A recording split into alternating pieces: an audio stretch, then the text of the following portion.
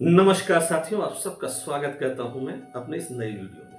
आज मैं बताऊंगा कि ग्रह कैसे दृष्टि डालते हैं और ग्रहों की दृष्टि का संबंध क्या है, उस विषय पर बताना चाहूंगा।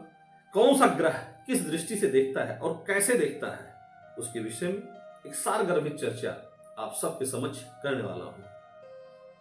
और यह बताना बहुत ही नितांत आवश्यक है कि ग्रहों की दृष्टि का अपना संबंध क्या होता है और कैसे होता है। जब प्लेनेट पूरे सौर मंडल में गोचर करते हैं तो उनका अपनी दृष्टियों का अपना एक अलग संबंध होता है। अब सारे ग्रह जहां बैठते हैं उनका अपना एक दृष्टि योग संबंध होता है। कौन सा ग्रह कहां पर बैठ करके किस प्रकार की दृष्टि को डालता है, इस विषय को बताना बहुत ही जरूरी है। 9 ग्रहों में सभी ग्रहों की अपनी दृष्टियां होती हैं, जिसे कहते हैं कि शनि देव की यह दृष्टि पड़ रही है, शनि ग्रह की यह दृष्टि पड़ रही है, गुरु की दृष्टि यह पड़ रही है, मंगल की यह दृष्टि पड़ रही है। तो ग्रहों की अपनी दृष्टियों का एक विशेष संबंध है। तो एक चीज मैं आपको कंफर्म कर दूं कि गुरु की दृष्टि का, शनि की दृष्टि का और मंगल की दृष्टि का अपना एक स्पेशल एस्पेक्ट हॉरोस्कोप में होता है। जब शनि ग्रह जिस हाउस में पूरे कुंडली में बैठता है वो तीसरी दृष्टि से देखता है। शनि क्योंकि न्याय का देवता है, न्याय का कारक ग्रह है, और न्याय का ग्रह देवता जब देखता है तो न्याय करता है। शनि की दृष्टियों की वजह से एक विशेष एस्पेक्ट जातक के जीवन में पड़ता है। शनि जो कि न्याय का, धन का कारक देवता माना गया है। बृहस्पति जो कि ज्ञान का देवता है, बृहस्पति जिस स्थान पर बैठता है उस स्थान से 5वीं दृष्टि को डालता है, उस हाउस को स्ट्रांग कर देता है।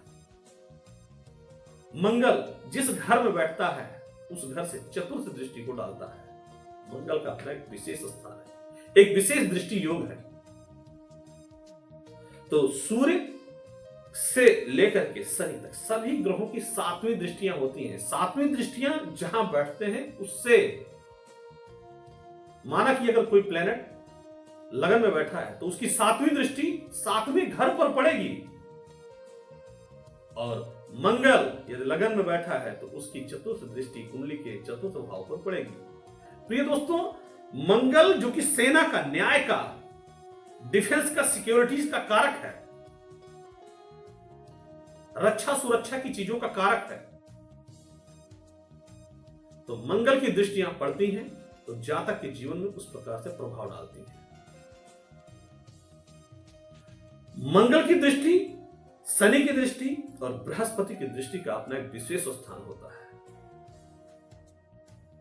मंगल की चतुर्थ दृष्टि कुंडली के चतुर्थ स्थान पर प्रभाव डालती है। 8वीं दृष्टि मंगल की, जहां पर मंगल प्लेस्ड होता है उसके जस्ट सामने 8वें भाव पर डालता है। तो सभी की अपनी दृष्टियों का अपना एक विशेष स्थान, एक विशेष महत्व, एक विशेष महात्म्य में होता है। तो दृष्टियों का अपना संबंध था, ये मैंने आपको बताने का प्रयास किया है। इस तरह से आपको याद करना है। अगर आसानी से याद करना चाहते हैं तो शनि न्याय का देवता 3, 7, 8, 3, 7, 10, सॉरी 3, 7 और 10, जहां पर शनि की 10वीं दृष्टि पड़ रही हो, याद रखिएगा, एक ऊंची दूरी का न्याय देगा। न्याय का कारक है। आपने न्याय में, संविधान में हर जगह देखा होगा कि जब जजमेंट आता है तो वो बहुत दूर तक का फैसला सुनाता है। इसी प्रकार से मंगल जो कि सिक्योरिटी और एजेंसीज का कारक है, डिफेंस सर्विसेज का कारक है मंगल, और मंगल की जब दृष्टि पड़ती है, आपको पता होगा, जब चतुर्थ दृष्टि पड़ती है तो आसपास की चीजों को सिक्योर्ड करता है।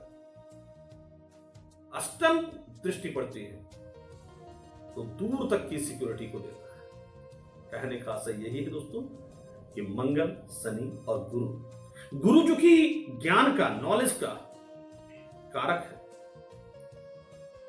तो गुरु अपना दूर तक प्रभाव डालता है, और जहां उसकी दृष्टि पड़ती है तो उससे संबंधित चीजों में और बढ़ोतरी कर देता है। यदि द्वितीय भाव में गुरु की प्लेसमेंट है तो रोग ऋण और शत्रुओं में कहीं ना कहीं वृद्धि कर देता है।